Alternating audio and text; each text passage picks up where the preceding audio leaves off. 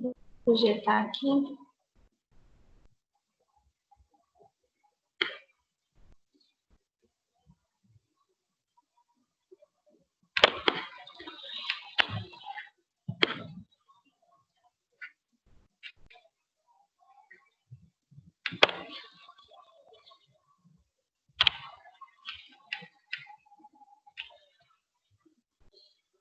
Então, vamos lá, gente. Para a gente finalizar o assunto de ontem, a gente vai falar um pouco da assistência a esse paciente com arritmias cardíacas, né? Eu dei uma pincelada ontem, hoje a gente aprofunda mais aí nesses cuidados, tá? A aula já está sendo gravada, qualquer dúvida é só perguntar. Então, primeiro eu vou apresentar para vocês aí, né? Talvez vocês já conheçam, mas para quem não conhece, esse aqui é o DEA, né? É um modelo de DEA, que é o desfibrilador externo automático. Então, esse tipo de equipamento aqui, ele pode ser manuseado por qualquer pessoa, né? Então, aí nesse caso, inclusive leigos. É um aparelho totalmente automatizado. À medida que, assim que você liga ele já começa a dar todas as instruções do que é necessário fazer para atender esse paciente. Ele... Um minutinho. Para, gente. Para. Aí a gente liga ele nesse botão número 1, e assim que a gente aciona o botão, ele já começa a falar o que é necessário fazer. Ele vai perguntar se o paciente... vai pedir para você pôr as pás no paciente, que é essa imagem que está aí do lado, são pás descartáveis. Na pá, como a imagem mostra, né? Essa parte azul aqui já demonstra como que ela tem que ser colocada no tórax do paciente. E aí, essa conexão cinza, ele fica piscando no local onde é para encaixar. E aí, ele automaticamente vai pedir para a pessoa afastar do paciente, vai falar que está verificando o ritmo. E se for um ritmo chocável, esse botão também do meio, ele começa a piscar e o próprio aparelho pede para a pessoa apertar o botão. Assim que aperta o botão, ele pede para iniciar as manobras de compressão novamente, reinicie ressuscitação cardiopulmonar. E ele vai marcar o tempo, a duração do ciclo, né, de 2 minutos. Assim que terminar o ciclo de compressão e ventilação, ele vai pedir para afastar novamente, vai fazer uma nova análise do ritmo. Então, ele é totalmente automático, por isso que os leigos podem usar. A gente também pode usar, é só seguir o que ele está pedindo para fazer e acionando, né, e seguindo esses comandos para que a terapia seja empregada. Fora essa opção automática, né, que inclusive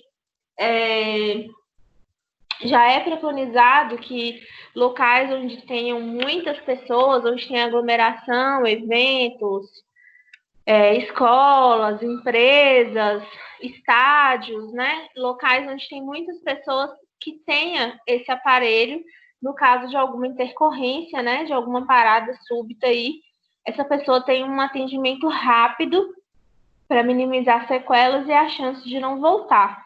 Né? Lembrando que eu falei ontem, as pessoas que param em ritmos chocáveis, fibrilação ventricular ou taquicardia ventricular, quanto mais rápido a gente emprega o choque, mais chance, tem cerca de 80%, 90% de chance de voltar e voltar sem nenhuma sequela, né? Em geral, essas paradas abruptas, igual a gente vê jogador de futebol ou alguém que está jogando bola no final de semana, no clube ou na igreja, que do nada para, os estudos demonstram que a maioria dessas paradas são em ritmos chocáveis, FV e TV. Em geral, a assistolia e atividade elétrica sem pulso são ritmos de paradas de pacientes mais crônicos, mais graves.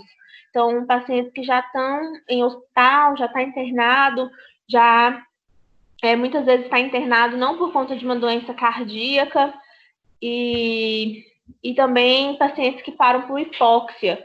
Então, no caso de afogamentos, né, que seriam uma modalidade de PCR fora do ambiente hospitalar. Então, crianças que engasga com leite, ou engasga com comida, ou sufoca no berço, ou mesmo afoga, em geral, param por AESP e assistolia. E essas paradas adulto, né, do nada, são ritmos chocáveis a maioria das vezes.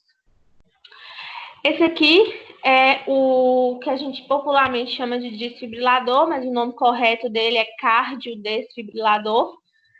Ele tem diversas funções. Esse modelo aí é um dos modelos mais utilizados, que é o Philips, né? Esse Philips é o Philips mais moderno. Tem um Philips mais antigo, azul. As unidades de atendimento pré-hospitalar, em geral, usam esse modelo, e muitos hospitais também. Ele é muito bom de mexer. Só que existem várias opções no mercado, né?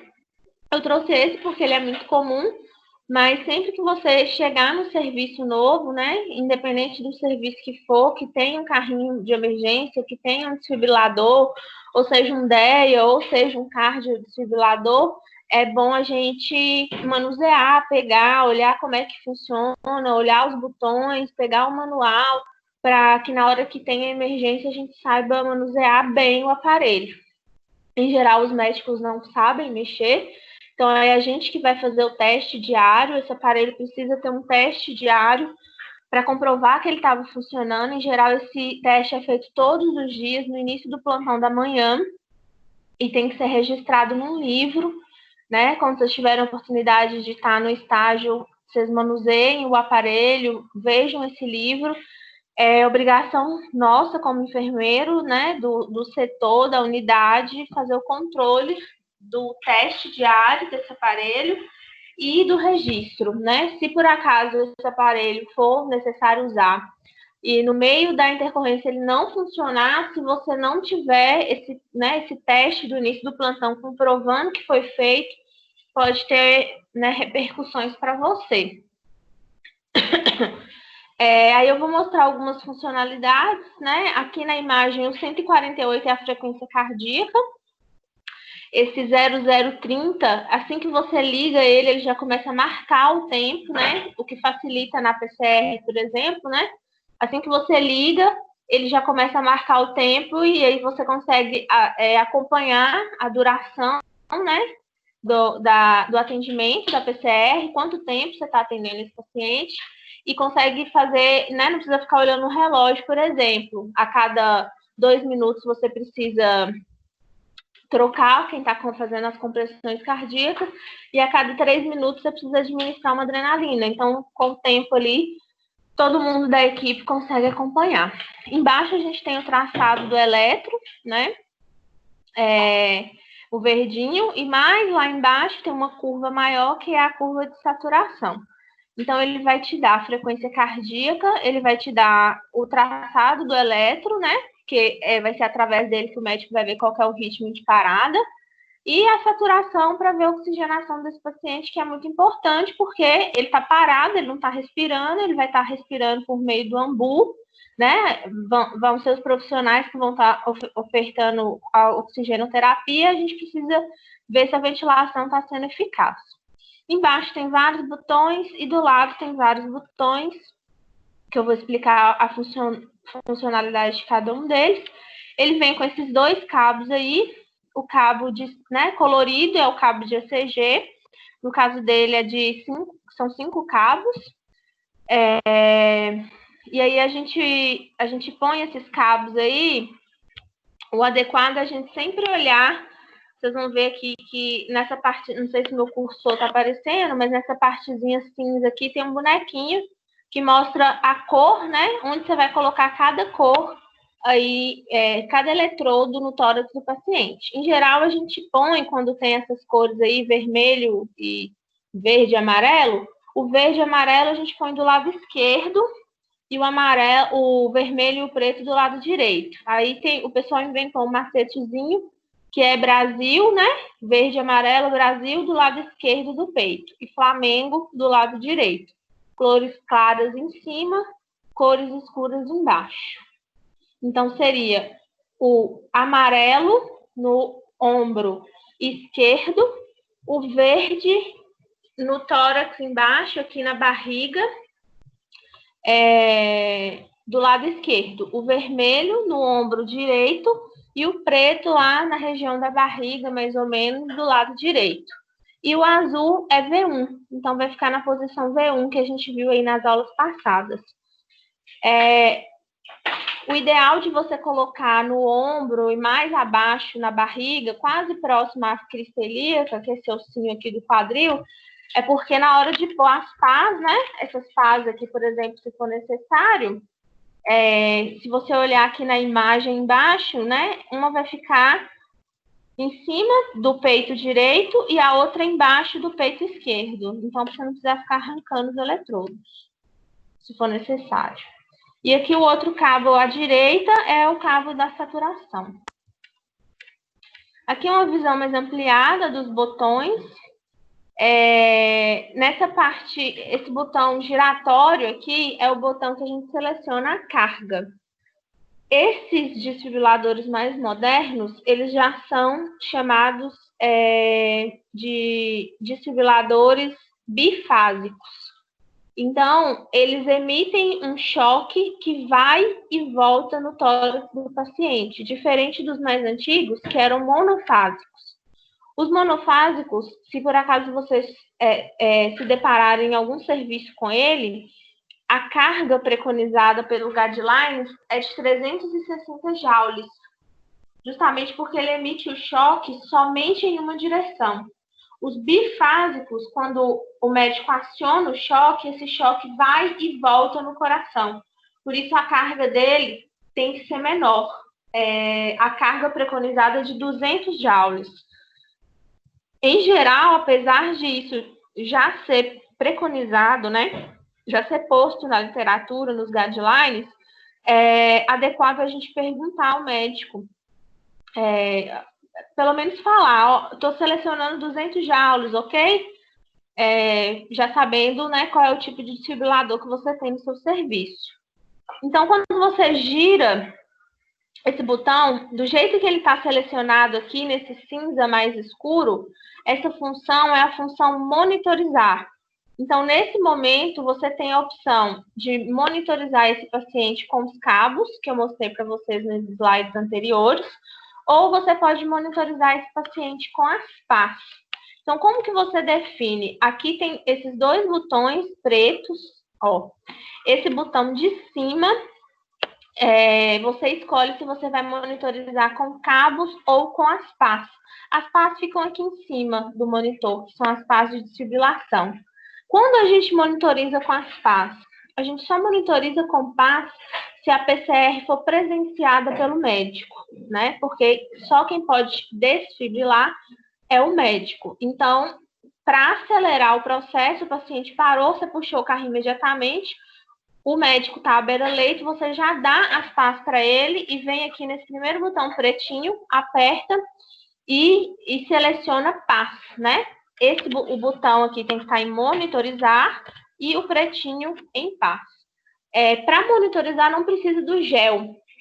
Então, ele vai colocar no peito do paciente e vai identificar qual que é o ritmo. Se ele vê que é um ritmo chocável, imediatamente você já põe o gel na pá, igual o filme mesmo, põe o gel na pá, ele vai espalhar o gel e já vai desfibrilar. Acelera o processo.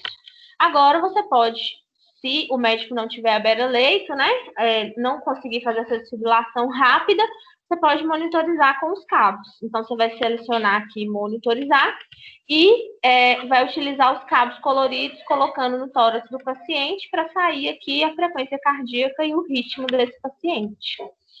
Essa função aqui verde, né? Se você girar o botão aqui para o lado contrário para a função verde, esse cardiodesfibrilador tem a opção DEA também. Então, se você, por exemplo, está lá no plantão à noite, sozinha, tem um médico plantonista para o plantão inteiro e você presencia uma parada, você pode já instalar o desfibrilador, aí você vai usar essas pás aqui, ó, que também tem nesse aparelho do Philips, como se fosse um DEA mesmo. Pega as pás, põe, né, gira o botão para a função DEA e o aparelho começa a falar tudo que você precisa fazer. Né? Qual que é o objetivo disso? Acelerar o processo, né? Porque você não pode desfibrilar com as pás, que é ato médico, né? As pás desse aparelho, a desfibrilação é ato médico. Mas na função DEA, qualquer um pode usar. Então, até o médico chegar, para não perder tempo, né? Para lembrar, né, que músculo é vida, né? Tempo é músculo. Então, se você já pode instalar o DEA, ligar e fazer o que o monitor pedir, né? E esses botões que estão do lado aqui, o laranja, o azulzinho e o verde, são os botões da função DEA. E aí ele vai falar quais são os botões que você vai ter que apertar, né? Esses botões, na hora da função, eles começam a piscar, e aí é só seguir o que o monitor tá pedindo. Aí é você utilizar seu raciocínio clínico e crítico, né? O médico vai demorar, tá lá no segundo andar, você tá lá no 10º, já vai instalando o DEA, não tem problema nenhum. E pode deixar ele usar. Na hora que o médico chegar, em geral, é ele que lidera as PCR. Aí a gente faz o que eles pedirem. Então, além desse verdinho aqui e desse cinza mais escuro, eu tenho esse cinza mais claro aqui, em cima do cinza mais escuro. Essa é a função marca-passo. Então, além de cardioverter, além de monitorizar, além de ser DEA, além de desfibrilar, esse aparelho tem a função marca-passo, que eu vou explicar mais lá na frente quando essa função é necessária. E aí, nessa função marca-passo, você utiliza essas mesmas pás do DEA, né? Dessa mesma forma aqui, de colocação, né? Do lado direito em cima do peito, do lado esquerdo embaixo do peito. Coloca essas pás no tórax do paciente, gira o botão para a função marca-passo, e aí, esses botões aqui embaixo, ó, nessa imagem aqui, esses botões cinza, esse botão branco para cima e para baixo, são os botões que a gente não. Aí, no caso, o médico vai fazer a programação do marca-passo. A programação do marca-passo é ato médico também. O que a gente precisa saber é que esse aparelho tem essa função, né? A gente precisa saber colocar as pás no paciente, conectar no aparelho e girar aqui para a função marca-passo. Aí você vai falar, ó, já está na função marca-passo, aqui o médico faz a programação desse marca-passo. Qual que é a frequência desse marca-passo, qual que é a sensibilidade desse marca-passo, aí tudo é com o médico. E aqui, se eu girar esse botão, ele tem as cargas, né? 10, 20, 50, 100 joules, 150, até 200 joules aí, que, como é um desfibrilador bifásico, a carga máxima dele é de 200 joules. Além disso, tem esse botãozinho aqui embaixo, branquinho, que é o botão do papel, né? Todas as vezes que você choca o paciente ou põe as pás no tórax do paciente, automaticamente ele já começa a fazer a impressão do ritmo. Então, esse ritmo que está aqui, ó, que sai o traçado do eletro aqui, ele pode ser impresso nessa caixinha que fica aqui embaixo dos botões. Se você quiser fazer parar de imprimir, é só você apertar esse botão do papel. E aí, a última função é ativada por esse botão que está aqui em cima do verde. Não sei se vocês podem ver aqui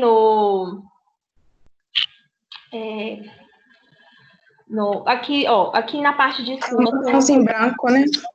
Isso. Tem a ampulheta preta do lado direito, do lado contrário tem tipo um meio círculo branco. Aí aqui está escrito SYNC, que é SYNC. Esse SYNC é de sincronizar o choque, né? O choque de desfibrilação é um choque aleatório. Ele acontece em qualquer momento do ciclo cardíaco, porque, como eu falei ontem, o objetivo dele é parar todo o coração para dar um tempo para ele se reorganizar. Já o choque sincronizado, né? A gente ativa aqui através, né, do clique nesse botão, é o choque da cardioversão elétrica. Então, a cardioversão elétrica a gente não faz em pacientes parados, a gente faz em pacientes com arritmias, com taquiarritmias. E aí, se eu não aperto esse botão sync e o médico choca, né? O paciente está vivo, está com arritmia cardíaca. Se ele der um choque de desfibrilação, a chance desse paciente parar é quase 100%. Então, quando eu aperto o sync, o aparelho ele só dispara o choque no momento do QRS.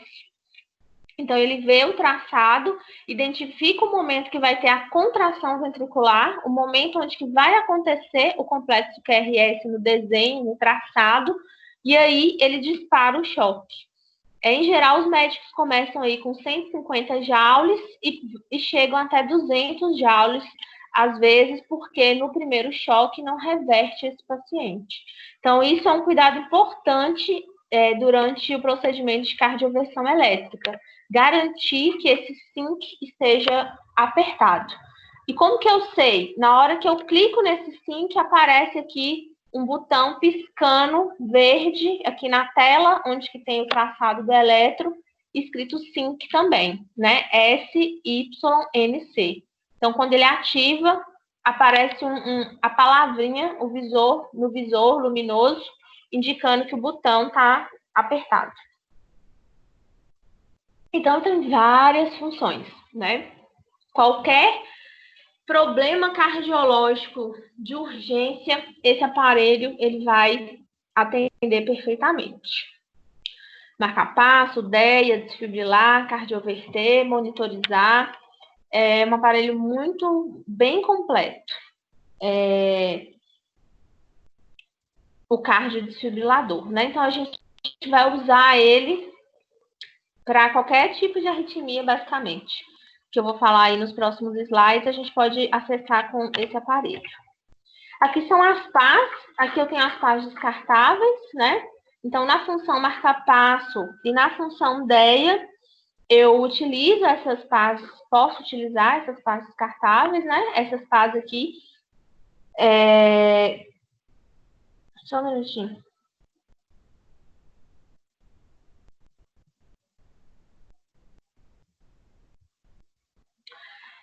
Pode ser manuseado por qualquer pessoa da equipe.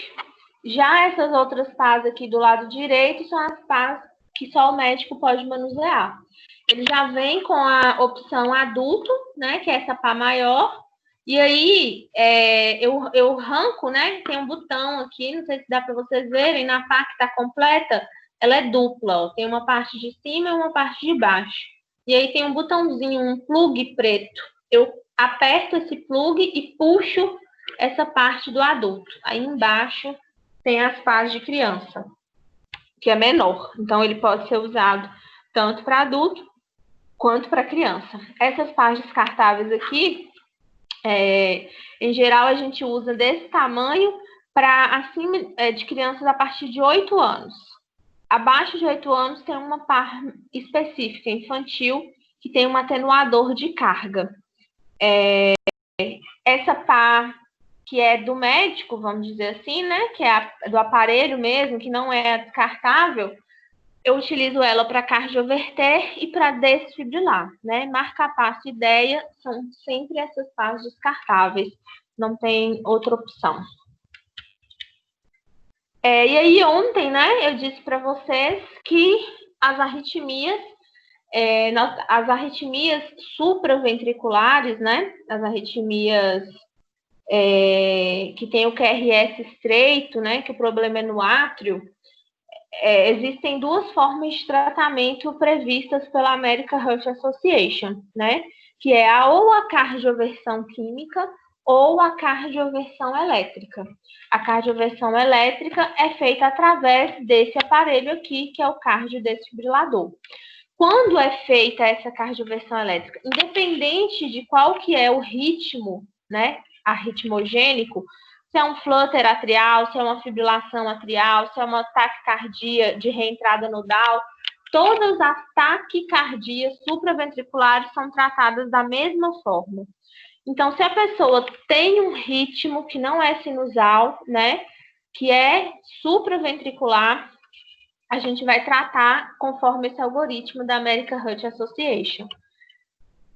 Eu defino esse tratamento baseado nos sintomas, na estabilidade ou não do paciente. Então, se ele tem uma taquiarritmia supraventricular, eu preciso avaliar se esse paciente está estável ou se esse paciente está instável.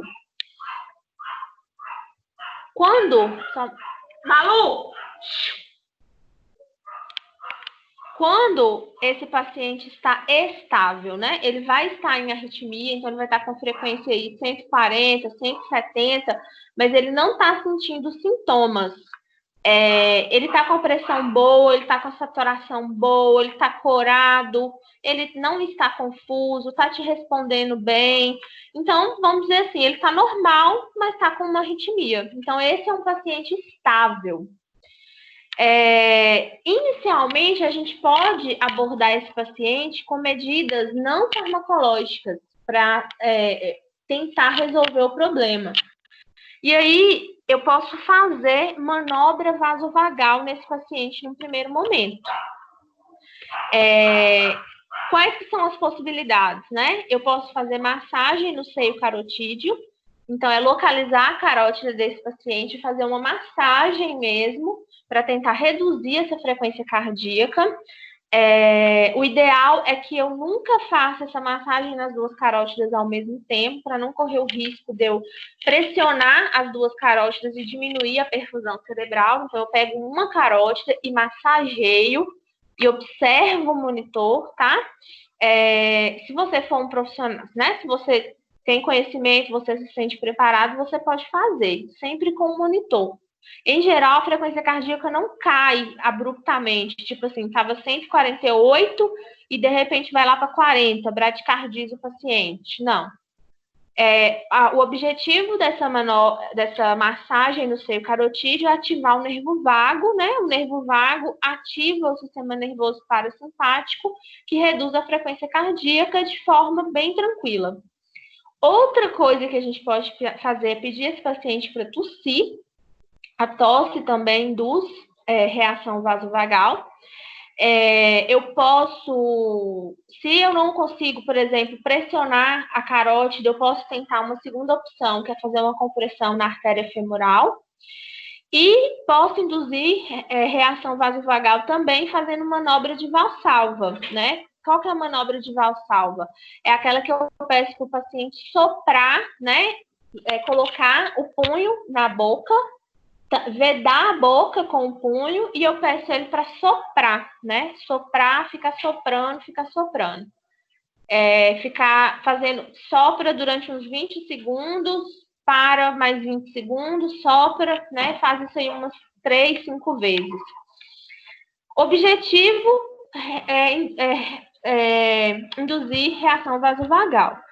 Em geral, pode ser que dê certo, principalmente em pacientes mais jovens, pacientes mais velhos, às vezes não dá certo.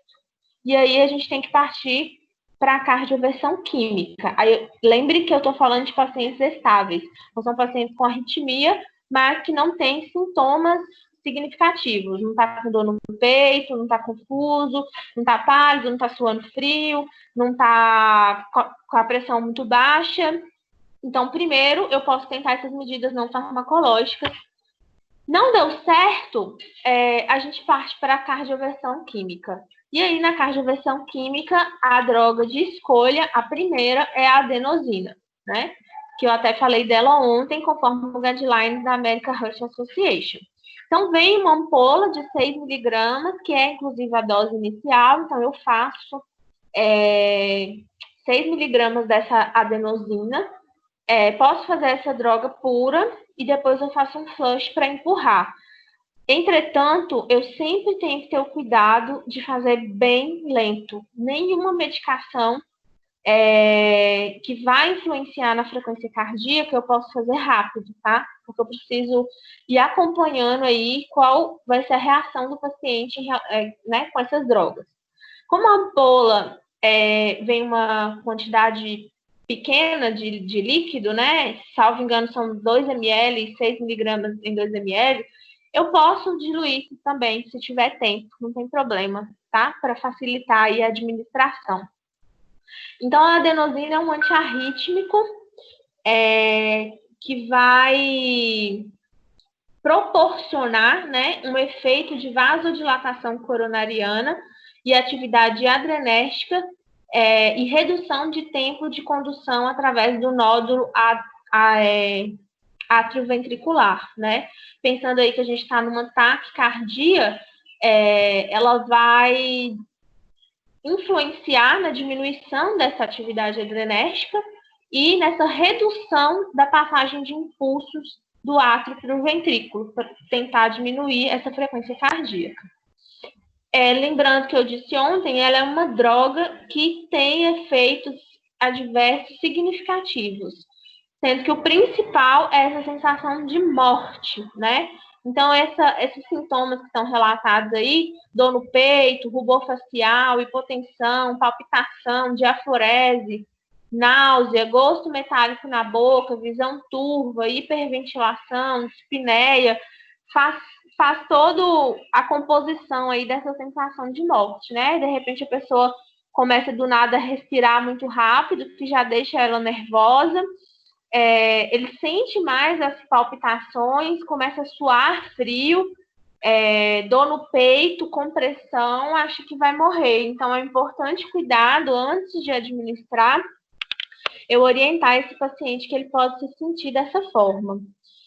É sempre bom, é essencial eu deixar já montado todo o meu carrinho de emergência, já aberto, com tubo, ambu, já posso até conectar 1 ou 2 baixinho nesse paciente, para ele ficar mais confortável por conta dessa possível dispneia, né, dessas reações adversas, e ficar preparado, porque a gente não sabe como o corpo vai responder, né? Então, essa redução de atividade adrenérgica e de condução AV pode levar o paciente a bloquear, né? O que é bloquear? É quando acontece o inverso da taquiarritmia. A dose, né, a ação é tão potente que o paciente começa a bradicardizar a ponto de até parar o coração.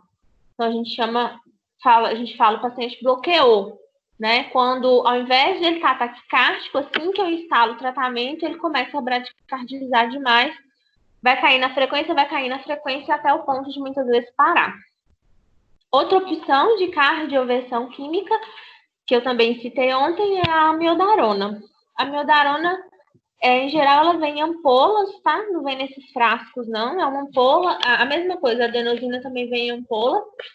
É uma ampolinha de 3 ml e tem 150 miligramas em 3 ml, né? 50 miligramas por ml. A gente faz uma dose de ataque, né? A gente faz 150 miligramas e esse ataque pode correr no máximo em 30 minutos, como eu falei ontem. Como esse ataque corre rápido, eu posso correr essa droga em 100 ml de soro fisiológico, independente do frasco, independente do equipe, independente do que for, porque corre rápido, é um bolus. Já a dose de manutenção vai ser uma dose dobrada, vai ser 300 miligramas. E aí eu vou diluir em 250 ml, obrigatoriamente de soro glicosado, e frasco rígido, por conta da biocompatibilidade dessa droga. E aí essas 300 miligramas vai correr em 24 horas. Em geral, corre a 10 ml hora, né? Tem que ser numa bomba de fusão. Em acesso único, em geral, não misturo a amiodarona com outra droga, porque ela já é muito vesicante, ela irrita, ela causa flebite. Mas ela pode correr com dobutamina, se esse paciente não tiver nenhum acesso. Gente, anota esse trem aí, que essa informação é ouro, se vocês forem para terapia intensiva, pra vocês poderem consultar aí nos próximos anos. E ela tem efeitos adversos também, menos agudos e abruptos do que a adenosina, né? Ela pode causar bradicardia, que é exatamente esse termo aí, Ah, o paciente bloqueou, pode alongar o intervalo QT, pode influenciar na função da tireoide, função pulmonar, função hepática. E o ideal também é que esses pacientes, depois que vai fazer uma dose de ataque, né? Em seguida, vai fazer a dose de manutenção, que vai correr em 24 horas. Depois, elas tomem essa amiodarona via oral. Por quê? Né? Precisa fazer uma impregnação com a amiodarona. Então, é uma pessoa que já tem aí propensão a ter arritmia, ou está tendo arritmia recorrente, ela precisa existe esse termo, impregnada de amiodarona. Então, por isso que, diferente da adenosina, que a gente faz só aquela dose para resolver o problema, a amiodarona precisa impregnar nas células dessa pessoa. Então, por isso eu faço um ataque, depois eu faço 24 horas de manutenção, e em seguida eu ainda ofereço dose oral da amiodarona para esse paciente ficar tomando continuamente. E aí essa droga, ela costuma impregnar literalmente. Então, ela impregna na pele que a pele do paciente muda de coloração. Alguns pacientes ficam laranja e alguns pacientes ficam roxo. Então, o paciente fica com as pontas do dedo roxa, a ponta do nariz roxa, a ponta da orelha roxa. É característico dessa impregnação da amiodarona, nesse caso, na pele.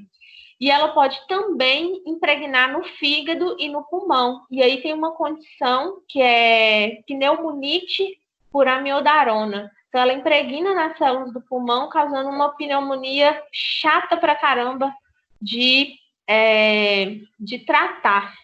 Então, é uma droga que tem uns efeitos adversos aí não tão agudos quanto a adenosina, mas pode dar um trabalho se usada, né, se for necessário usar essa droga aí a longo prazo. Quando que o paciente vai usar a amiodarona a longo prazo?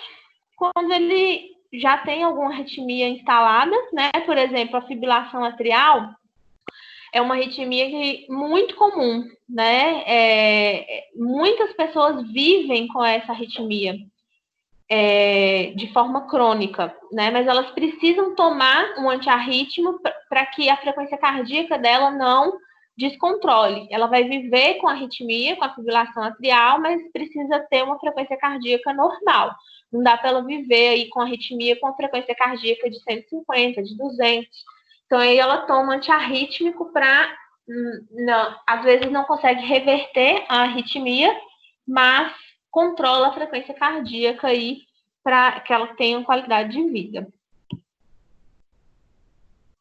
E, né, eu citei aí a cardioversão química, então as manobras não farmacológicas, a cardioversão química, que são essas duas drogas aí previstas no guideline, e a outra opção é a cardioversão elétrica, né? Na cardioversão elétrica, quando o médico vai lançar a mão?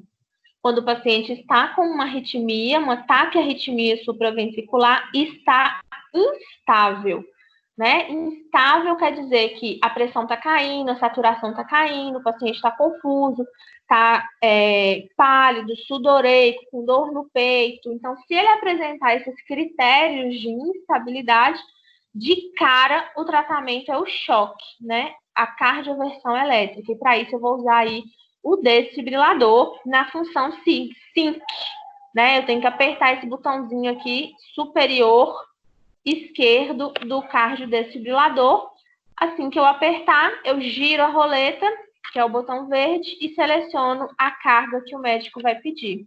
Eu posso fazer essa cardioversão elétrica com as pás do DEA, não tem problema, mas posso fazer, o médico, né, pode fazer com as pás do próprio aparelho. E aí, lembrando que é um choque sincronizado. Por que é um choque sincronizado? Porque ele não é aleatório, né? Na desfibrilação, o choque é dado em qualquer... Dispara o aparelho e aplica o choque em qualquer momento do ciclo cardíaco. O choque chamado sincronizado da cardioversão elétrica, quando o médico dispara a carga, o aparelho só dispara o choque no momento em que o paciente estiver executando a sístole cardíaca, né? A despolarização ventricular no momento de um QRS. O próprio aparelho consegue identificar. Então, é um choque sincronizado, porque ele é sincronizado com o momento que o ventrículo está contraindo, o momento do QRS, diferente da desfibrilação. Então, o médico pode dar aí um choque, 2, 3, 4 choques para tentar reverter essa arritmia. Ele vai observando no monitor como que está o traçado, para ver se a arritmia reverteu. Então, comecei com 150, depois vai para 200, ele tenta aí uns 2, 3 choques. Observações importantes é que, às vezes, o paciente é submetido à cardioversão química, mas essa cardioversão química não reverte a arritmia. E aí, mesmo ele estando estável, né, já foi feita manobra de valsalva, já foi feita a droga, e mesmo assim não reverteu a arritmia, o próximo passo é a cardioversão elétrica, não tem jeito. Outra observação importante é que sempre antes da cardioversão elétrica eu tenho que me preparar também para uma possível parada, né, uma intubação, e eu tenho que sedar esse paciente, né, ele não está parado, ele vai estar acordado, então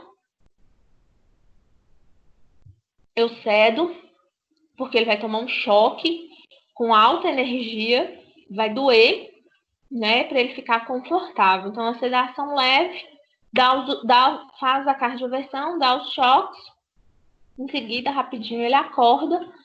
E outro cuidado importante é que todas as vezes que a gente vai cardioverter esse paciente, eu nunca retiro as pás imediatamente do tórax. Não é tipo a desfibrilação que você põe a pá, dá o choque, tira e começa a comprimir.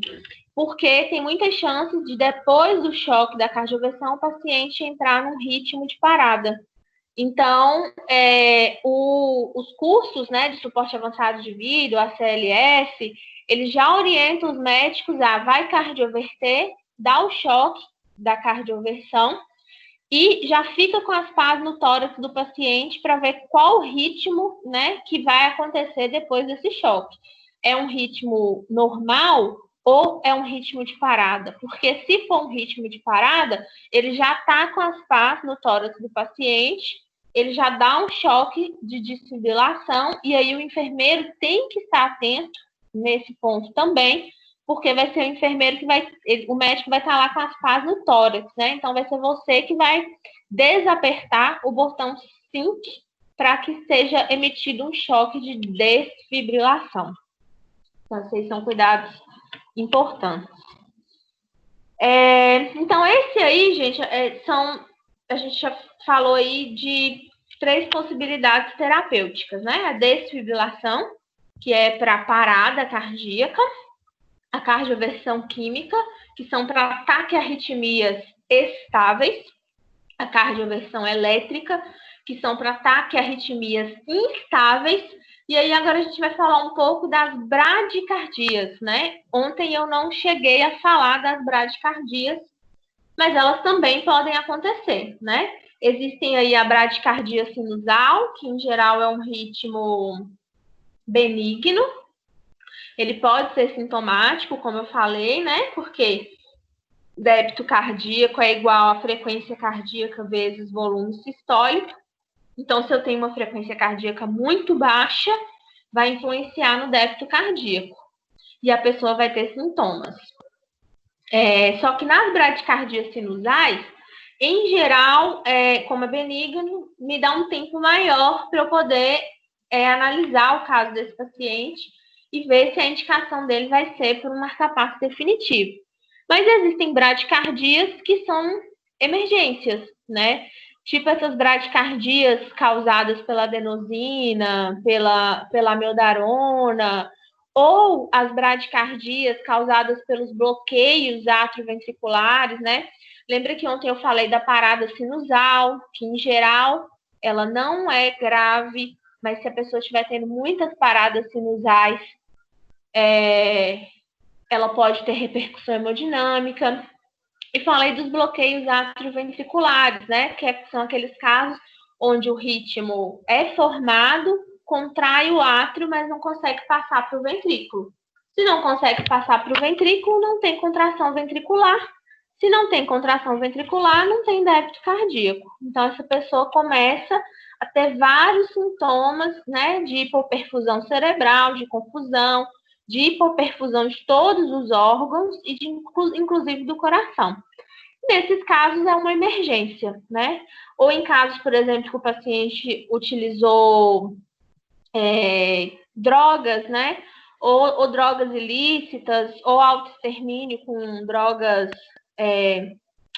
remédios, né? Ou intoxicações acidentais, qualquer tipo de mecanismo exógeno que cause, né, uma exacerbação da atividade parasimpática pode causar bradicardias que precisam de intervenções urgentes. E aí, nesse caso, a American Heart Association também tem um algoritmo, né, que é um passo a passo do que fazer em casos de bradicardia. Então, se o paciente chegou para você com uma bradicardia que ele está estável, né? Então, é uma bradicardia que ele não está tendo sintomas, a mesma coisa lá da taquicardia, né? Uma bradicardia que esse paciente está normal, vamos dizer assim, entre aspas, não tem sintomas, mas ele está com um ritmo cardíaco, uma frequência muito baixa. Então, nesse momento, dá tempo ainda para a gente poder agir com mais tranquilidade. E aí, nesse primeiro momento, eu posso tentar fazer drogas nele. E aí, a droga de escolha, nesse caso, é a atropina.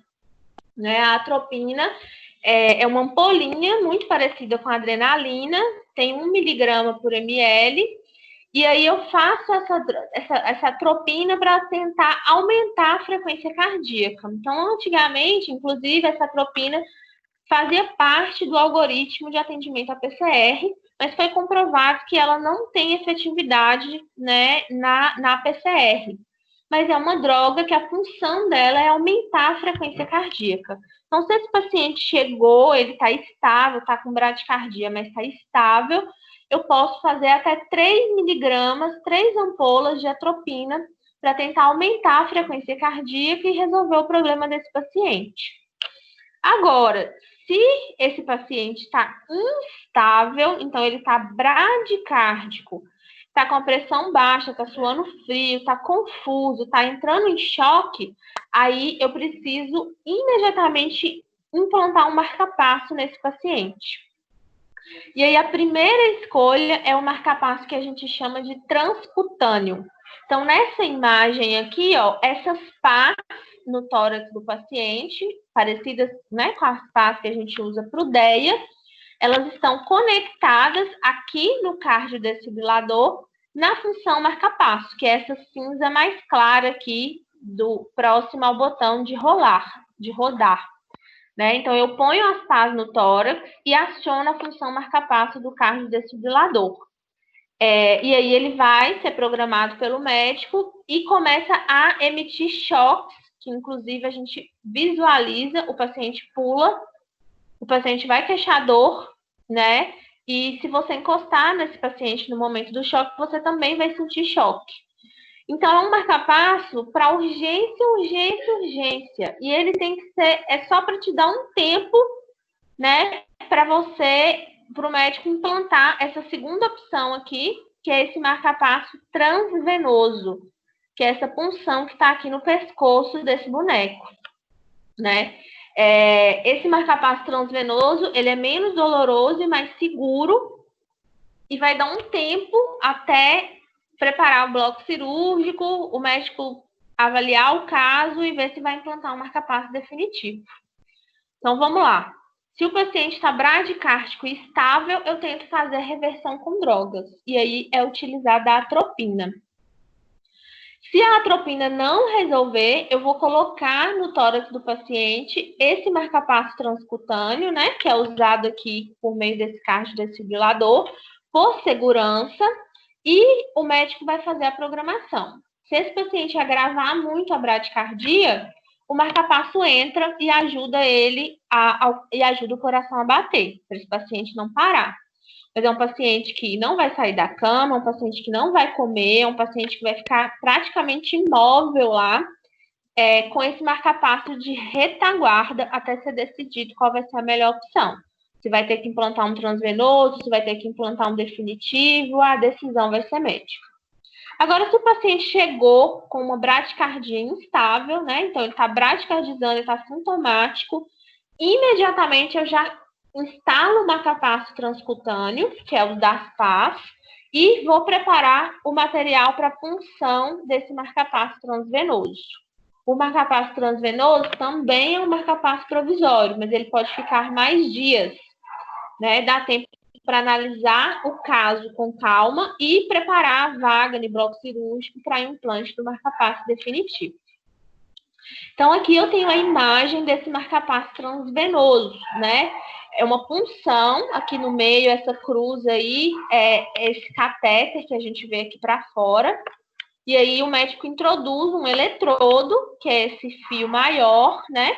Essa pontinha branca dele fica lá no coração, em geral, lá no átrio direito, onde fica o nó sinusal, que é o marca-passo natural do coração. E essa pontinha colorida aqui, vermelha e azul, vai ficar conectada aqui nesse gerador, né? Então, é um gerador externo para um marca-passo transvenoso. Então, aqui, quem mexe também é só o médico cardiologista. Então, conecta aqui, ó, o azul no azul, o vermelho no vermelho, o preto funciona como fio terra, e aí o médico vai, né, apertar esse tanto de botão aí e fazer a programação do marca-passo. Então, o que consiste essa programação do marca-passo? Ele programa a sensibilidade desse marca-passo, então quando que esse marca-passo vai disparar choque ou não, qual que é a frequência. Então, por exemplo, às vezes o paciente está fazendo uma frequência de 40, mas na frequência de 40 ele fica muito sintomático, ele fica passando mal. Então, o médico programa uma frequência de 60. Então, o marca-passo não deixa o paciente fazer menos de 60 batimentos por minuto. Às vezes, o médico põe esse marca-passo só na função de demanda. Então, ele programa lá, ó, se esse paciente está fazendo uma frequência de 40, mas tá bom, ele não está muito sintomático. Se ele fizer 30, aí esse marca-passo entra. Ele faz toda essa programação aí desses botões.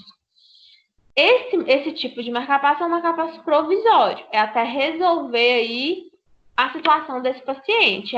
Ele só intoxicou e assim que melhorar a intoxicação, 1 dia, 2 dias, ele já vai voltar ao normal? Pode ficar aí com marca-passo provisório. Ah, não, nosso sinusal parou de funcionar totalmente. Não tem jeito, tem que fazer um implante de definitivo.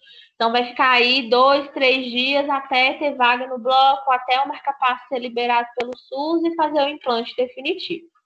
Então, aqui nessa imagem, eu tenho o marca-passo transcutâneo, que é o provisório do provisório, é para usar 1 horinha, 2 horinhas no máximo, até providenciar o implante do transvenoso, né? O transvenoso funciona a veia aqui, jugular interna, né? A veia do pescoço, e aí introduz esse cabo, esse eletrodo, vai introduzindo até chegar lá no coração.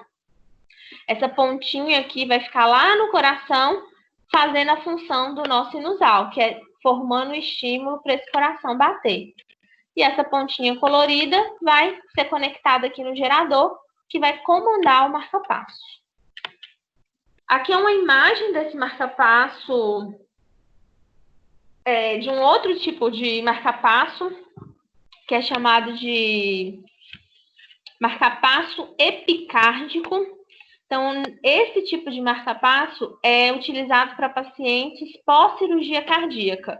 Porque pós-cirurgia cardíaca tem muito, né, vai mexer no coração, tem muita chance do paciente fazer bradicardias. E aí eles implantam, tá vendo esses fiozinhos azuis aqui, ó? Eles implantam esses fiozinhos azuis direto no coração, pela incisão da cirurgia. E aí, se for necessário, eu conecto esse gerador aqui, né, ó, vermelho no vermelho, preto no preto, conecto os cabos, e aí se esse paciente começa a bradicardizar, esse fiozinho azul é um fio de marca-passo que está direto lá no coração. Diferente, por exemplo, desse aqui, que é esse fio, né, que entra na câmara.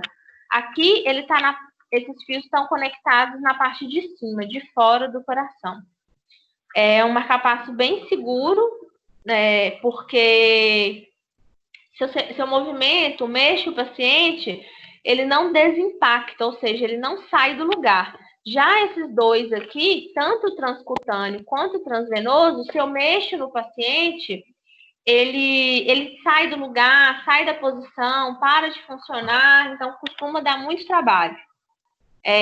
Por isso que tem que ser bem provisório mesmo, né? Porque eles costumam não funcionar tão adequadamente, principalmente esse transcutâneo, por conta da pele, do suor, da caixa torácica, né? Acaba não dando a formação do impulso adequadamente.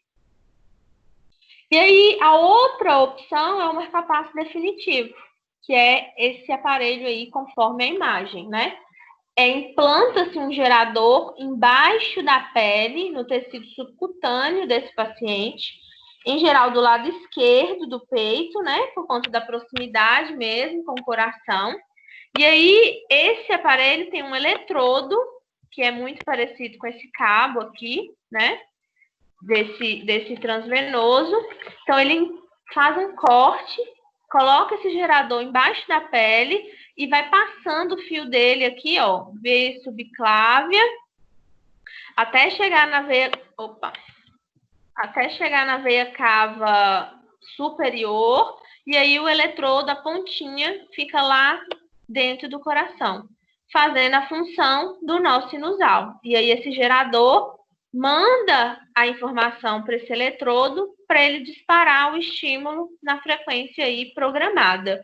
Em geral, pessoas que têm marca-passo, a gente não programa, o médico não programa frequências cardíacas assim, igual a gente, normal, 80, 90. É sempre uma frequência cardíaca única, 60 batimentos por hora, 65, no máximo 70.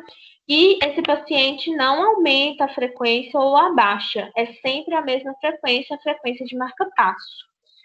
Então, aqui eu tenho os geradores, né, que são esses aparelhos que ficam aí no subcutâneo, embaixo da pele. Algumas marcas, tem duas marcas aqui, a Pace Sister e a St. Jude Medical, sempre que a St. Jude Medical é mais famosa. Aqui eu tenho a imagem do gerador com cabo, né? Então, o gerador, que é esse cinza, ele fica embaixo da pele, e aí o médico passa esse cabo, que é chamado de eletrodo, pela veia, né, subclávia, da subclávia chega na veia cava, da veia cava chega no átrio direito, que é onde tem o marca-passo natural, o nó sinusal, e aí agora essa pontinha aqui é que vai deflagrar o estímulo no lugar do marca-passo natural do coração. Aqui tem uma outra imagem, né? Agora, o gerador embaixo da pele, passa o eletrodo, né? Entra aí pela veia subclávia, vai descendo até chegar no coração. Então, aqui a imagem é de um gerador com dois eletrodos. Um eletrodo no átrio e um eletrodo no ventrículo. Então, existem várias possibilidades de programação de marca-passo, de eletrodos de marca-passo. Não cabe aqui a gente aprofundar nessas questões. O importante é a gente saber né, desse gerador, desse cabo, onde que ele fica e dos cuidados aí que a gente precisa ter, que é o que eu vou falar também mais para frente. Aí aqui é uma imagem, né, do marca-passo aí já totalmente cicatrizado no tórax do paciente. Ele vai ficar aí do lado esquerdo, preferencialmente, em cima do peito, né, logo embaixo aqui da clavícula, e fica um elevadinho. Se a pessoa for muito magrinha, dá para eu eu perceber, dá para eu notar. Se for mais gordinha, eu nem percebo. Esse gerador, ele tem uma validade, ele tem uma bateria, né? E, em geral, dura 10 anos. Depois de 10 anos, eu não preciso remover o marca-passo inteiro, né? Eu deixo o eletrodo, o cabo já fica lá dentro do coração, eu só corto e troco só o gerador, troco só a bateria. O cabo fica lá dentro do paciente, troco por uma bateria mais nova. Em geral, aí, 10 anos é a duração, se a pessoa tiver cuidado e não se expor a situações que podem se desprogramar ou comer a bateria absurdamente desse gerador, que eu vou falar mais para frente quais são essas situações.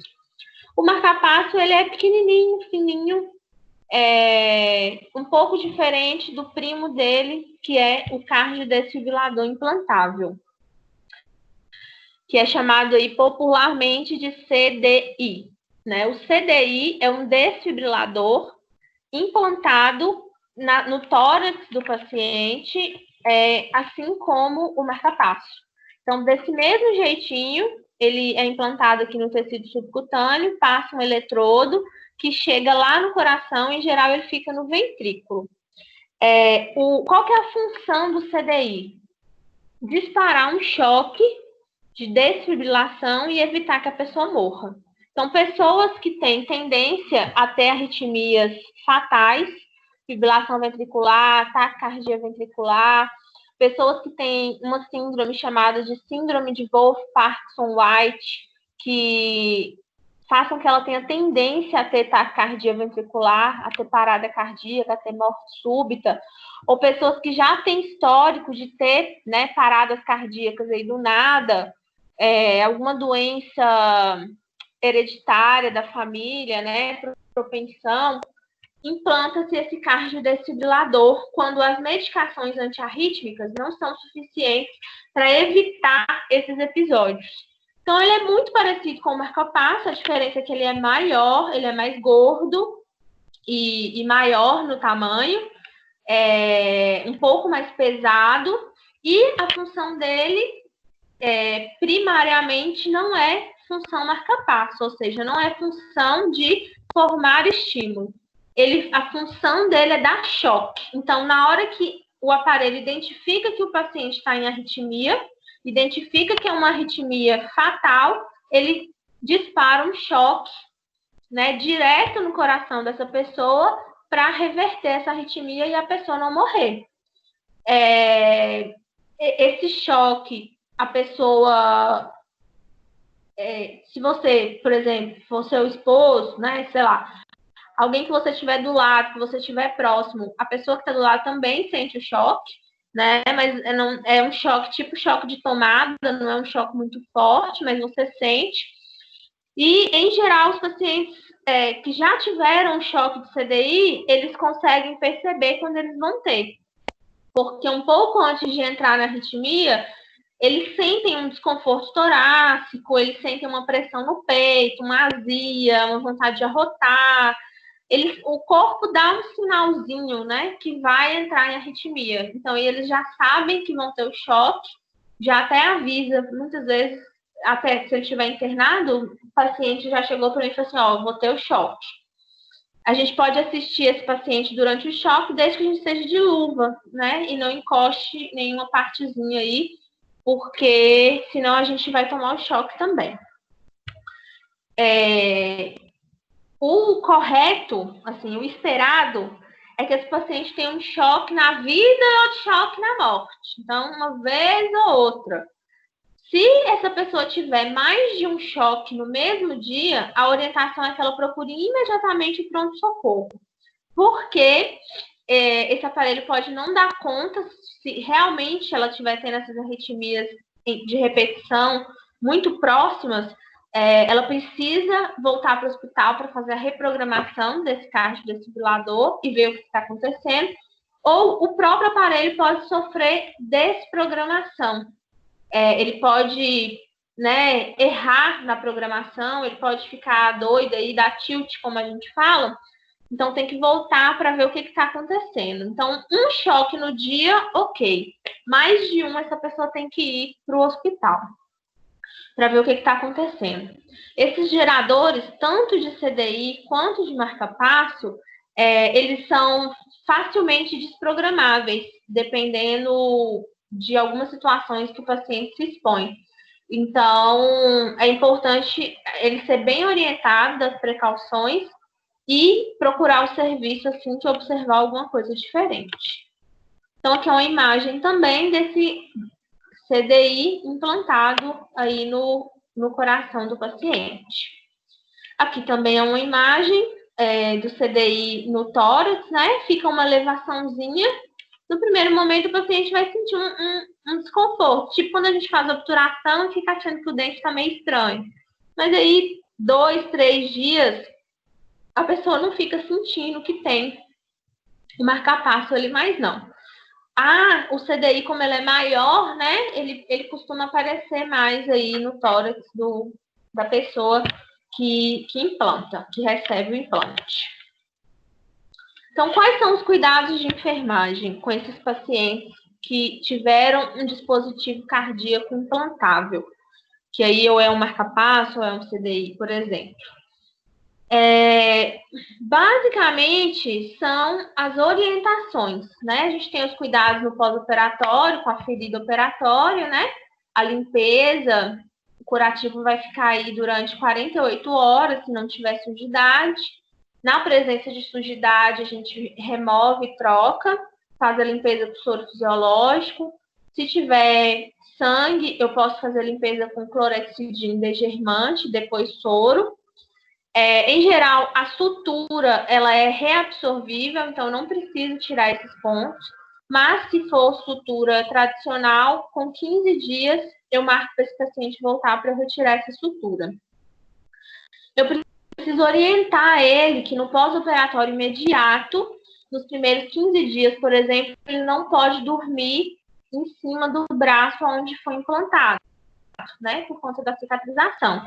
Em geral, ambos os dispositivos, eles são implantados do lado esquerdo, por conta da proximidade com o coração. Mas, em alguns casos, ele pode ser implantado do lado direito, caso, por exemplo, a pessoa tenha alguma contraindicação aí para o implante do lado esquerdo. Qual seria, por exemplo, uma contraindicação?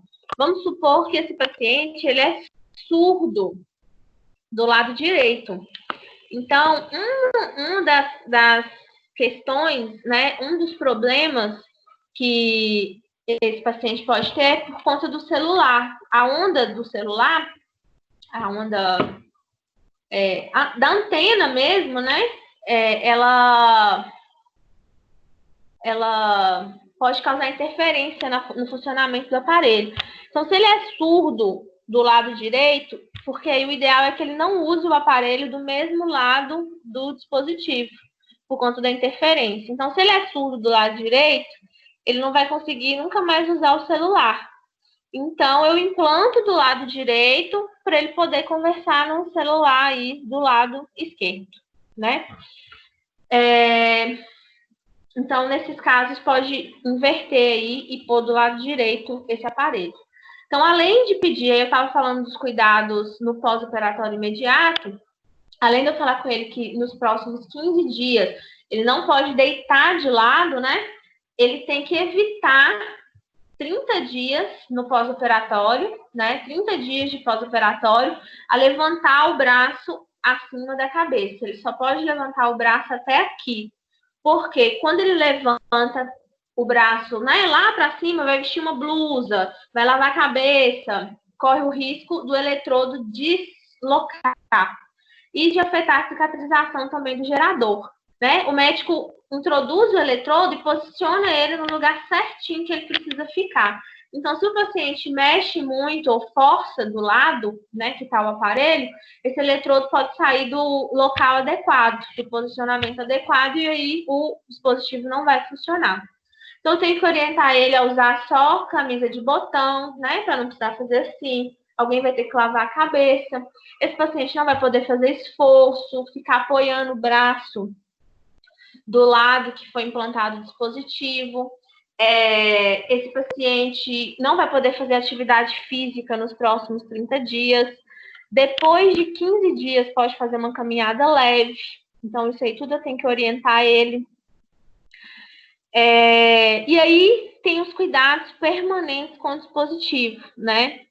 Vocês já devem ter visto aí, por exemplo, que no banco tem um recado lá. Se você usa marca-passo, você não pode passar por essa porta, né? Porque as portas que tem sensor com detector de metal, né?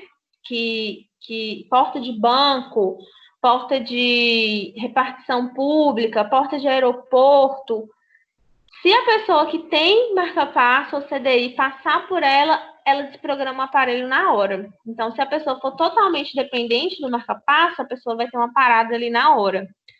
Então, a gente dá para esse paciente uma carteirinha falando que ele é portador de dispositivo cardíaco implantado.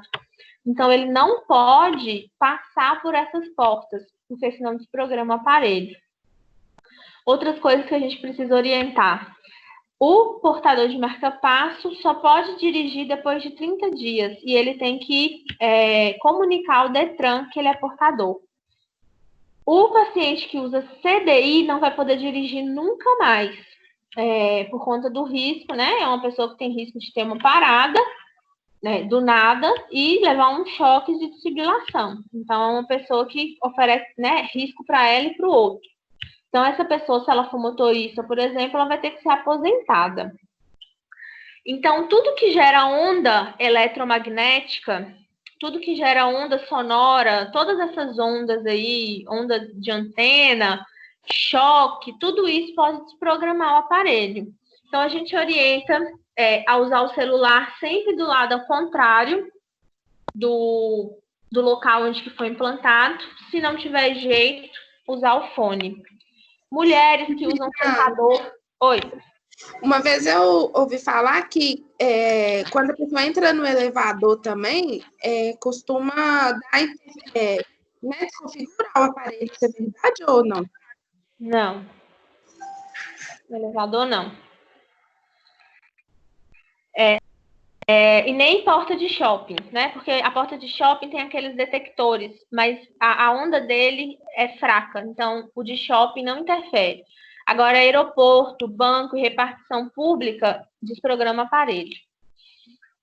Secador, se a paciente for mulher. Então, eu sempre tenho que pedir para ela manter 20 centímetros de distância do aparelho, porque a vibração do secador pode desprogramar o aparelho. Já tive casos, por exemplo, ondas sonoras. Então, caixas de som muito grandes. A senhorinha foi para a igreja, na festa, no culto, e ficou próximo da caixa de som grandona. A vibração da caixa de som desprogramou o aparelho dela e ela teve uma parada. Antena de rádio, antena de televisão, aquelas antenas grandonas que ficam na rua, o paciente sempre tem que ficar pelo menos 1 metro de distância dela, não pode passar perto, porque ela desprograma. Micro-ondas. Esse paciente não pode ficar de frente para o micro-ondas, porque essas ondas podem interferir. Ou pode desprogramar o aparelho, ou pode interferir na bateria e na programação dele. Então, como que a gente faz? A gente orienta o paciente a colocar a comida, ligar, sair da cozinha, e na hora que ele escutar o pi, né, que o micro-ondas terminou o tempo, ele volta e pega a comida dele. A gente orienta esse paciente a não mexer com nada que possa dar choque. Então, eletrodoméstico velho, televisão, trocar lâmpada, qualquer coisa que tenha risco para ele tomar choque, o choque pode desprogramar o aparelho. Então, eu oriento ele a não mexer. Tem paciente que fica muito triste. Nossa, nunca mais vou poder trocar uma lâmpada, só tem eu e minha esposa, como é que eu vou fazer? Aí você tenta ver o nível de entendimento dele, né? Pode orientar ele, então se você for trocar, você tem que usar uma luva para isolar. porque você não pode tomar choque de jeito nenhum. Trocar chuveiro, mexer na resistência, aquele choquezinho que às vezes o chuveiro dá quando a gente abre. Então você tem que falar com ele, ó, não pode tomar choque. Aí você vai ter que pedir alguém para trocar aí, ou vai ter que sempre, sei lá, abrir o chuveiro com uma escova, sei lá, com rodo. Não pode tomar choque. Colchão eletromagnético, escova de dente elétrica, não pode de jeito nenhum. Isso aí vai ser banido. O que mais?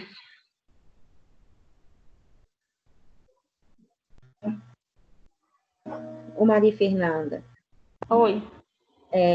me esclarece uma dúvida, por favor. O meu irmão, ele tem esse marca-passo implantado. E, assim, ele é deficiente auditivo, ele tem 85% de perda e ele usa aparelho dos dois lados, né? E foi implantado do lado esquerdo, né? E ele me falou, semana passada eu estive na casa dele, ele me falou que o aparelho estava dando um sinal, tipo assim, tocando uma musiquinha, sabe? E ele falou comigo, Rosilda, tem tocado e isso está me incomodando. O que você acha que é isso? Eu não soube explicar para ele. Mas aí eu falei para ele procurar o cardiologista dele e dá alarme mesmo ou não? Não. Será que ele não está imaginando? Ele falou que estava na rua e ele pediu uma senhora para ouvir, porque ele falou comigo, gente, tem uma coisa que está me incomodando, será que eu estou ouvindo alguma coisa? Eu falei com ele, não é do seu aparelho? Aí, porque quando o aparelho está acabando a bateria, a gente ouve uma musiquinha, fica sabe? Aí ele falou comigo, não, eu perguntei à mulher, pedi ela para encostar aqui e tal, eu ouvi, tentar ouvir para mim, porque estava me incomodando muito. Aí ele falou que a mulher tinha falado para ele que parecia que estava saindo daqui, mas eu acho que pode ser do aparelho auditivo, né? Provavelmente, Rosilda, porque o marca-passo, mesmo, ele não dá alarme nenhum, ele não dá toque nenhum. Por isso que esse paciente, ele faz acompanhamento periodicamente. Tipo assim, quando vai dando uma vez no ano, ele tem que ir para ver o funcionamento. E quando a bateria está perto de acabar, ele vai de 6 em 6 meses, de 3 em 3 meses, porque justamente não tem aviso. Na hora que, se acabar a bateria, puf, acabou do nada, acabou. Se o paciente for dependente, ele fica na mão. Então tem que fazer o acompanhamento direto. Não sei se pode ser alguma interferência do aparelho auditivo, mas o marca-passo ele não dá sinal, não. Tá. Mas aí a sua orientação foi correta, né? Por via das dúvidas, vai ao médico para ver o que é que está acontecendo, como é que está a programação, como é que está a bateria, porque todo cuidado é pouco, principalmente se ele for dependente. Uhum. E ele reclamou também para mim que em qualquer esforço que ele tem feito, ele está tendo muita falta de ar. Mas aí é devido ao quadro dele mesmo, né?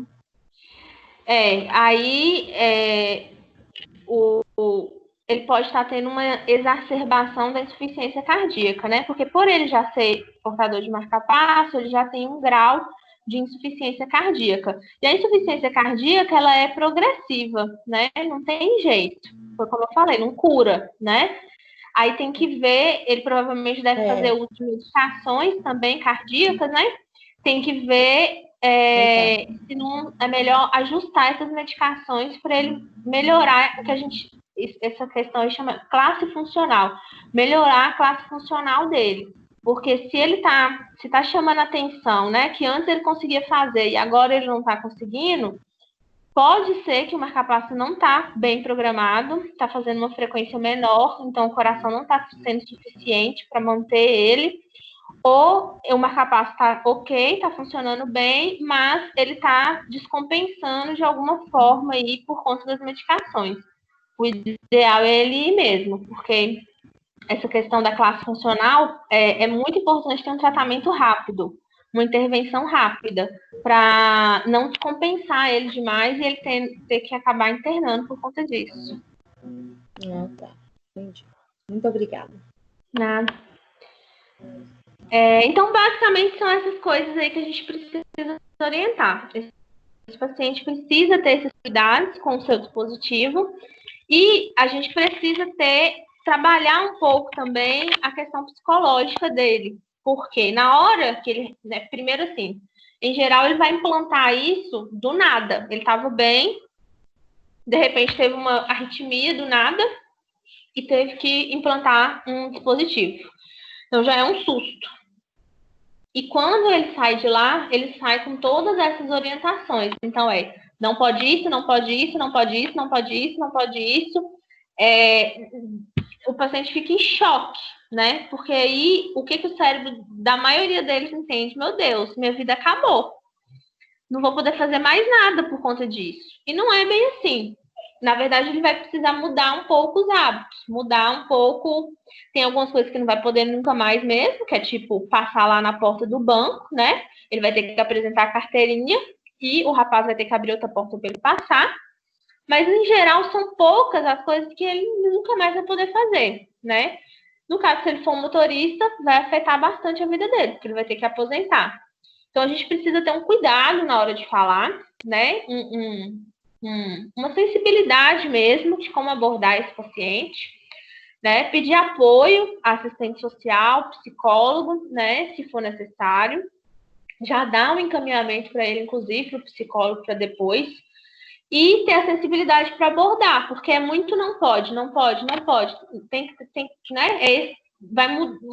Muda muita rotina. Então, eu preciso ter cuidado na hora de falar, para eu não causar um impacto muito negativo para ele. Todos saem um pouco tristes, né? Não tem jeito, porque é uma situação que do nada mudou, a pessoa fica abalada. Então, os médicos, como está nessa situação de urgência, às vezes eles não conseguem pensar em tudo, né? Então, tipo, essa questão do paciente ser surdo, eu já vi muito paciente sendo surdo do ouvido direito e mesmo assim implantando do lado esquerdo, né? Porque às vezes é muito rápido. Então, o médico não consegue ver tudo. O médico quer resolver o problema lá da bradicardia, quer salvar a vida lá. Então, a gente precisa, às vezes, ter esse traquejo, né? Conversar com o paciente, fazer uma boa anamnese, e aí, para tentar minimizar a situação, né? Eles ficam muito com medo da questão da vida sexual, da relação, de dar um choque na mulher, né? De não poder mais namorar.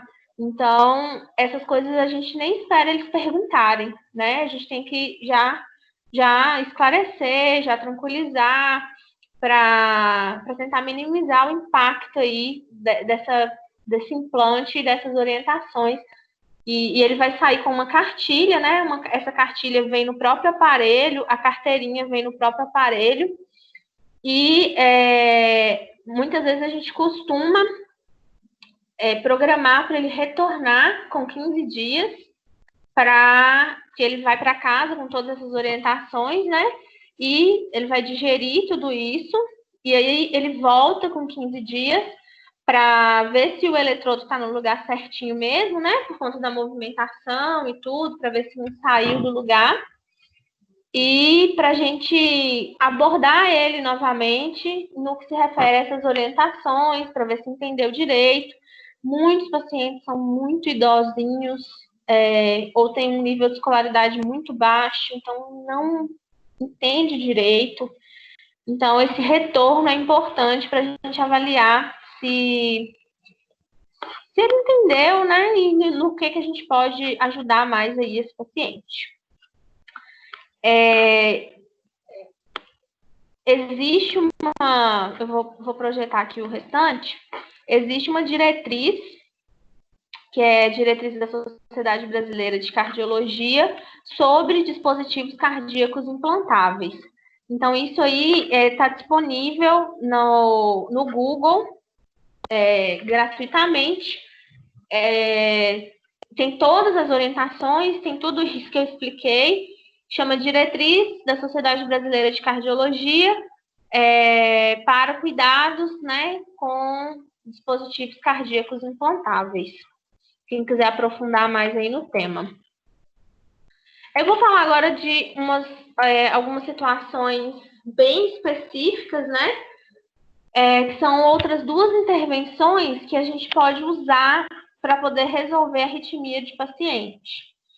O que acontece? Às vezes, o paciente está em arritmia, não consegue resolver com medicação, não consegue resolver com CDI, mesmo com CDI, está tendo uma arritmia atrás da outra, tanta arritmia que nem o CDI está dando conta.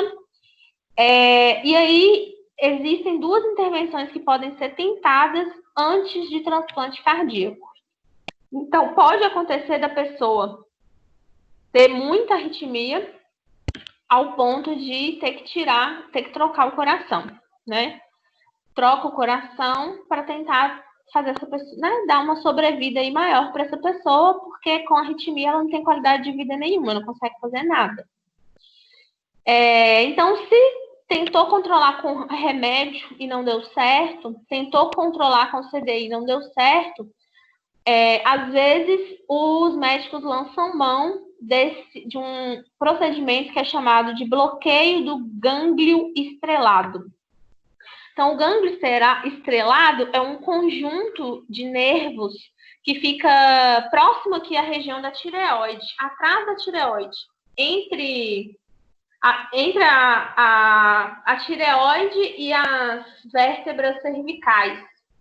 E aí o médico com ultrassom, ele faz uma punção, né? Visualiza onde que está esse gânglio estrelado, é um conjunto de nervos que parece uma estrela, por isso que tem esse nome, estrelado.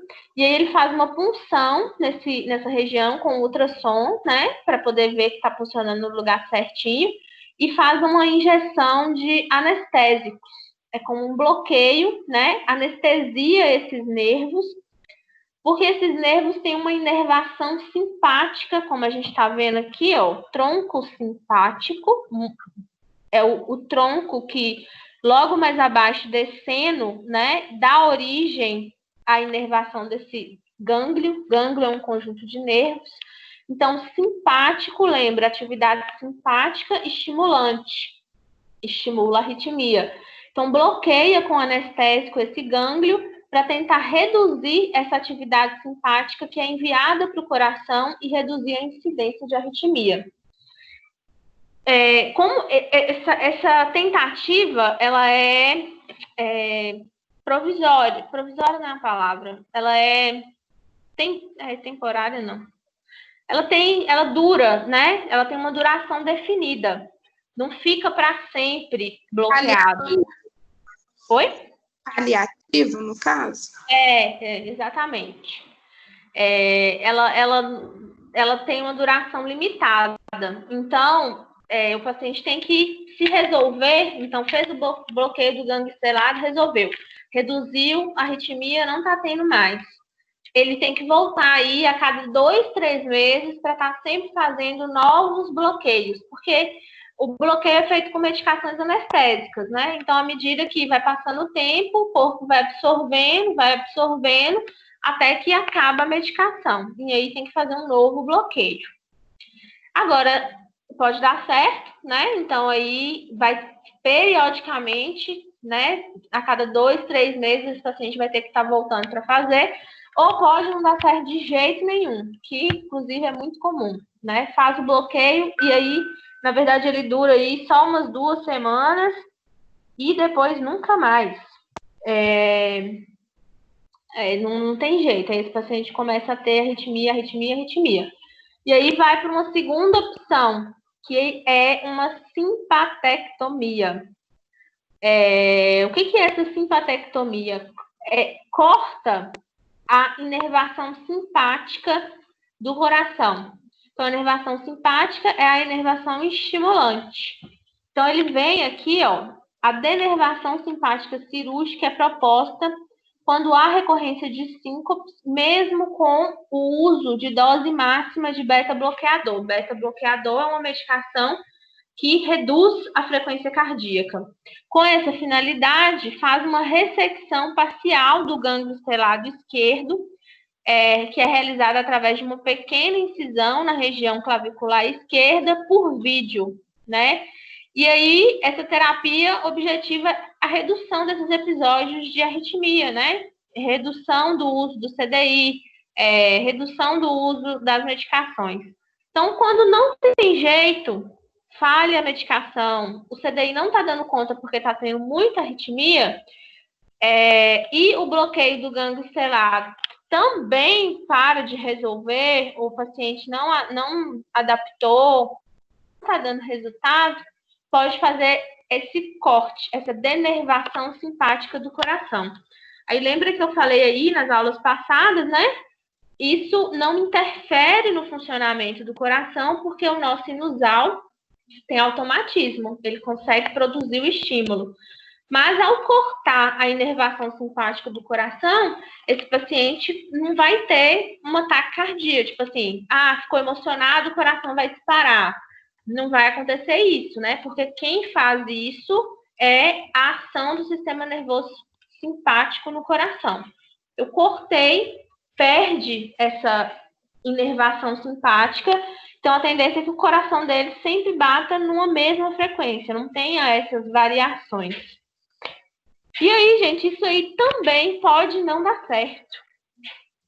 Então, diante de todas essas tentativas de controle de arritmia, se não der certo, tem a solução é trocar o coração, né? Aí tenta fazer um transplante cardíaco para dar uma sobrevida aí para esse paciente por mais uns anos.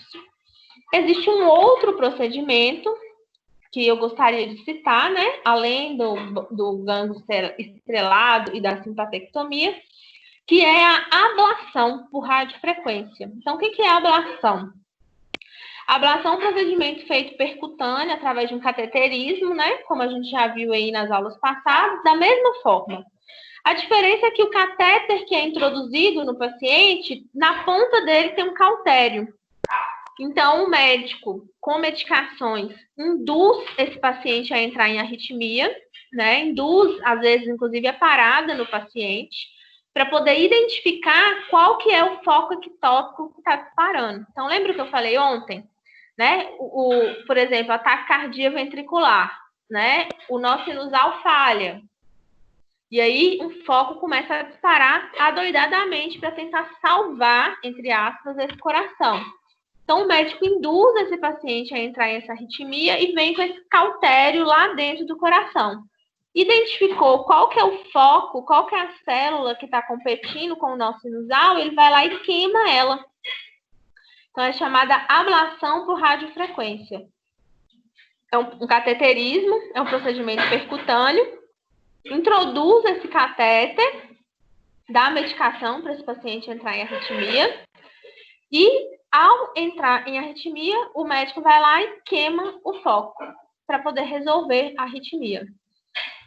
Essa ablação, às vezes, tem paciente que faz 1, 2, 3 ablações e também corre o risco de, às vezes, não dar certo mais, não ter jeito, não ter como mais ablar focos, né? Ou, então, às vezes, são muitos focos. Exemplo, fibrilação ventricular, que eu falei ontem. São vários focos. Então, não tem como ablar o coração inteiro, né? Então, aí, nesse caso, aí não tem jeito.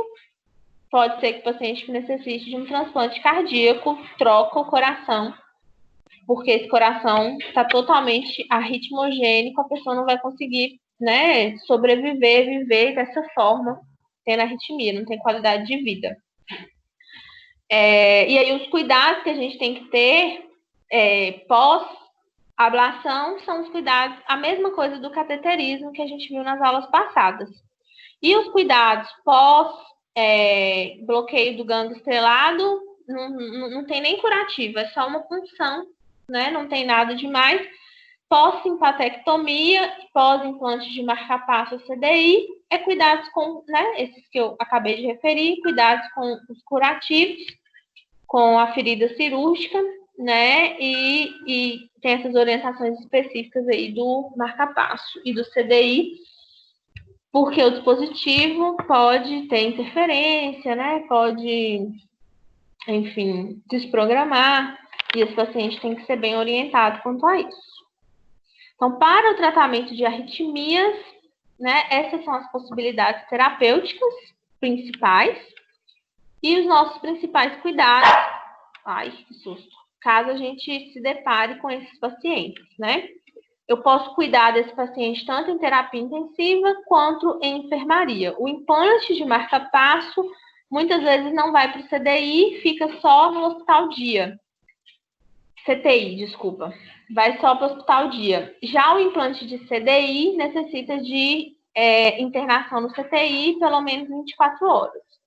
Então, eu posso pegar esse paciente aí meio ambulatorial, mas posso pegar ele até na terapia intensiva.